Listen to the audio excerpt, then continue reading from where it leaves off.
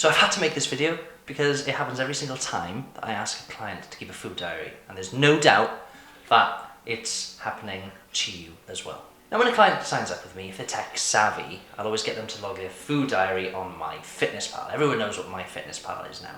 And what that does, it gives us some data as to what kind of foods my client is eating on a daily basis. That's the gist of it, that's the purpose of it. And then once we've gathered enough data, we can make the appropriate adjustments to ensure my client is eating according to their goals. But there's a very, very big problem. So when people do their food shop, they typically do it in, I don't know, Aldi, Lidl, Asda, Tesco, even Waitrose if you're posh. So when a client sends me this, Aladdin chicken breast, who the fuck is Aladdin? The guy's a fictional character. He's not a butcher. And 2 ounces? How much is 2 ounces? We're not American.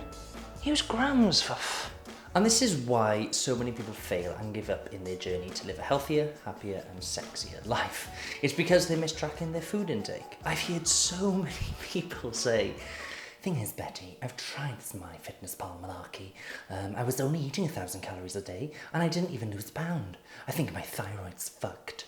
And it's like, no, Glenda, your mistracking and inaccuracy was the problem, not your thyroid. So here's what you're going to do moving forward. And Glenda, if you're watching this, listen up. You're going to switch your tracking method in MyFitnessPal by doing this, where you can actually measure your food accurately. Because, I mean, trying to figure out 1/3 of 260 grams is difficult. After you do this, you weigh your food, you insert the exact amount into MyFitnessPal, and you're done. When tracking calorie-dense foods, such as peanut butter, for example, underreporting the amount you eat into the app can have you thinking you're eating less than you actually are. Yeah, I think that's about 30 grams.